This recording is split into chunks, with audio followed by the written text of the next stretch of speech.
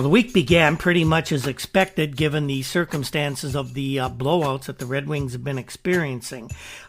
Detroit General Manager Sid Abel requested a summit meeting with owner Bruce Norris. Abel's request for the meeting raised questions among many as why he as general manager just didn't dismiss the obviously overmatched former college coach Ned Harkness and try and right the ship himself. With the benefit of hindsight, we should have known the answer to that question. Jack Barry, the fine hockey columnist, hockey writer of Detroit Free Press, broke the news story on Tuesday morning.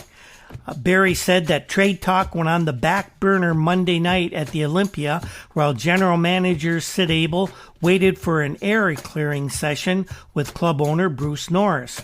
Abel and Montreal general manager Sam Pollock had been discussing a deal, but Abel said he wasn't doing anything until he talked to Bruce Norris. Abel, you see, was upset over the Detroit Free Press's Sunday sports quiz with coach Ned Harkness.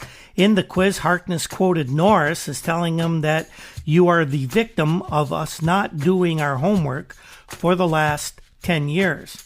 Whether Norris told Harkness that or whether it was more Ned Harkness BS, we don't know, but Harkness gave the quote in the interview. Sid Abel, of course, felt that was a slam at his stewardship of the Red Wings since he's been general manager since April 28, 1962.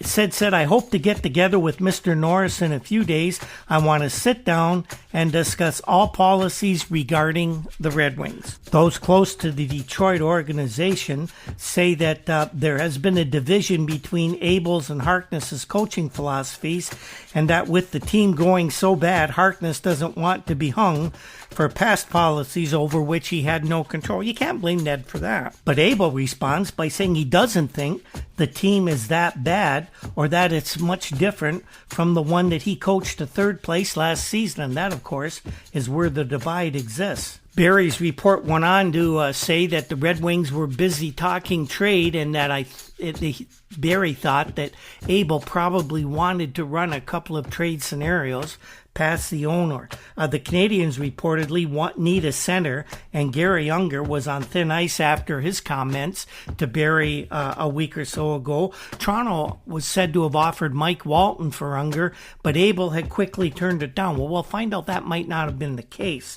The Red Wings need muscle, and they would probably like to get maybe Terry Harper from Montreal, according to Barry.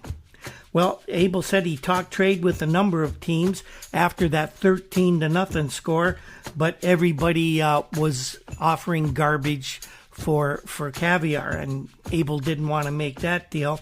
And he said something that NHL general managers always need to remember: you better not make a trade in haste when things are really bad. Well, the requested meeting between Abel and Norris finally did take place on Tuesday evening, and it lasted into the early hours of Wednesday morning. And the hockey world was shocked to learn on Wednesday morning that Sid Abel resigned from the Wings after what was described as a violent confrontation between the owner and his general manager. We don't know if it was physically violent. I doubt it, because Bruce Norris probably would not have survived a confrontation with Sid Abel. What we did find out Wednesday morning was that Sid was holding a press conference, and at that press conference, he did announce his resignation, and he didn't hold back his reasons for leaving the Detroit Hockey Club. Abel said in his press conference that Jim Bishop and Ned Harkness were responsible for destroying the Detroit Red Wing hockey team. Sid said all the problems with the Detroit Hockey Club started when Mr. Bishop arrived on the scene. Abel had called the press conference to announce his resignation, and of course writers were stunned at the news. In effect, Abel admitted he had lost the power struggle to Bishop, the former coach of the Oshawa Green Gales championship lacrosse team, who was named an executive director of the Red Wings 18 months ago. Abel revealed some of the gory details of what had been going on in the Red Wings executive suite. He said he went to team lawyer John Ziegler and asked him that if Sid had the power to fire Harkness.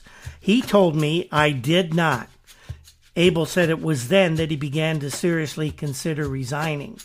Abel caught club owner Bruce Norris, the Olympia front office, and all the players by surprise with his decision to resign, which he revealed before calling the press conference. He told a few people. With his resignation, Sid Abel ends a 30-year association with the Red Wings as a player, captain, coach, and manager. And Sid declared on his way out the door, "I think that some good may come from my resignation. I firmly believe that Mr. Norris had been unaware of the bill of goods that was sold to him by Bishop and Harkness." Bishop and Harkness, by the way, go back a long way, but not because of a hockey association. Oh no, this is all because of lacrosse. Abel said that Norris now should be aware of the bill of goods after the conversation in his office in Chicago. Abel said he talked to him like he's talking here now, not holding anything back. He told him exactly how he felt. At this point during the press conference, somebody asked Abel how he would assess Harkness as a coach, and we'll just give you Abel's response. Sid said, "I can't because he's not a coach. I don't think he knows how to change lines or do the things a coach has to do to survive in the National Hockey League. He can talk, though. To listen to him and Bishop, we are the greatest hockey team in the world between games.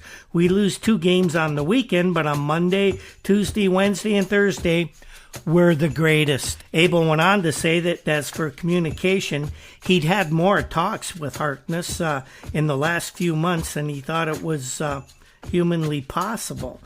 "I didn't believe it possible," Abel continued, "that a fellow could come in, and I didn't hire him, don't forget, and in 4 months force me to get out. But all our problems started when the other guy," referring to Jim Bishop, "arrived on the scene. I don't like to say I was squeezed out by those two. I'm going out on my own." Now, Abel did not come across as a vindictive, spoiled, sour grapes type of guy. He made some classy statements in his press conference. He said he was proud of association with the Red Wings and with Mr. Norris. Abel pointed out that he played hockey for Norris's father, the late James Norris Sr., and with Bruce Norris's brother, the late James Norris Jr., and it was a wonderful association. Abel went on to say, "I want this to be clearly understood. My association with Bruce Norris has always been the best. We grew up in hockey together, you might say. He's treated me well, and he's been wonderful to my family. I want to stress again that I did not ask Mr. Norris to choose between myself, Harkness, and Bishop. It was my decision, and I'd already made it." So where did that leave the Red Wings management situation now that Sid Abel had left? Well, it took a couple days, but just before the end of the week, the pretty well unthinkable happened. Bruce Norris announced that Ned Harkness, the terrible coach, was leaving the coaching position, and that was the right move, everybody thought, except for the fact that Harkness was kicked upstairs and he was made general manager of the Red Wings. Ned Harkness, general manager of the Red Wings, after being nothing more than a college coach for the last how many years. What a rapid ascension. This is the Peter principle in action. One always rises to the level of their incompetence. We will explore this whole week in a lot more detail in one of our special content podcasts for our Patreon subscribers. If you'd like to really hear the deep details of how all this unfolded, subscribe to our Patreon account and you'll get a lot more than we've been able to provide here in the free podcast.